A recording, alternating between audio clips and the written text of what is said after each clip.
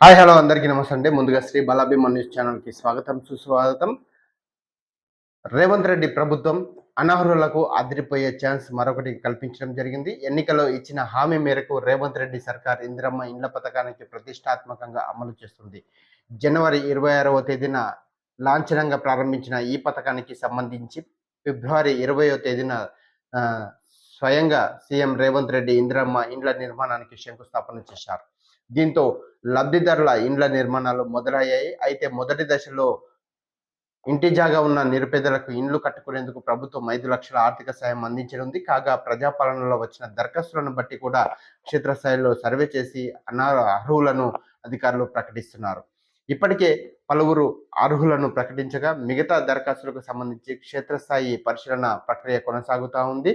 మిగతా దరఖాస్తులకు సంబంధించి క్షేత్రస్థాయి పరిశీలన ప్రక్రియ లో భాగంగా హైదరాబాద్ జిల్లాల పరిధిలో ఇందిరమ్మ ఇండ్ల దరఖాస్తులు క్షేత్రస్థాయి పరిశీలన ప్రక్రియ దాదాపు పూర్తయినట్టు కూడా మనకు తెలుస్తా ఉంది.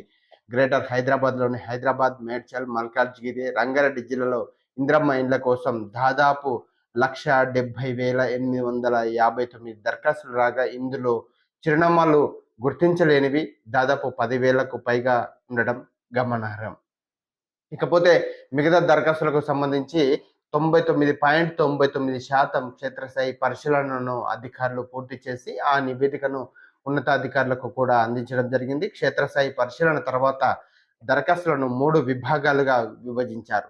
అందులో L1, L2, L3 కింద ఈ 3 విభాగాలుగా విడదీసి వీరిలో ఇల్లు లేకపోయినా సొంత స్థలం ఉన్న వారిని L1గా చేర్చారు.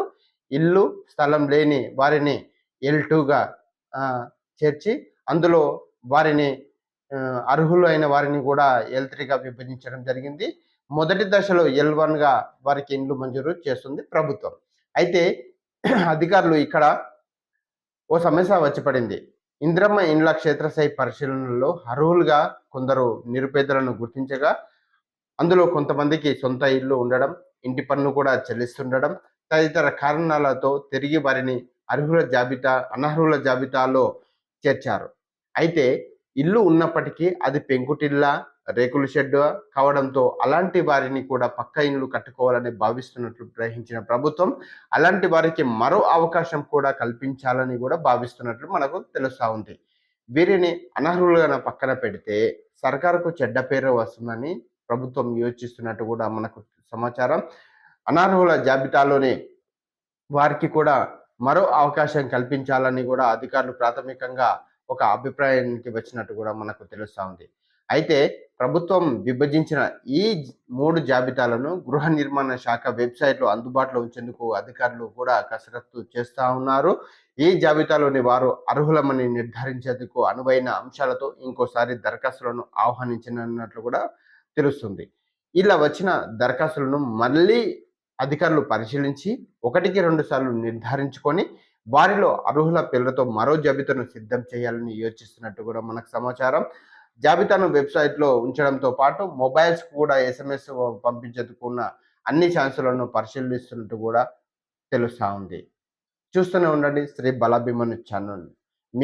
ఈ యొక్క ఛానల్ని ప్రతి ఒక్కరూ తప్పకుండా సబ్స్క్రైబ్ చేయండి, లైక్ చేయండి, షేర్ చేయండి. మీ యొక్క సలహాలు, సూచనలు కూడా కామెంట్ రూపంలో తెలియజేయండి. ధన్యవాదాలు.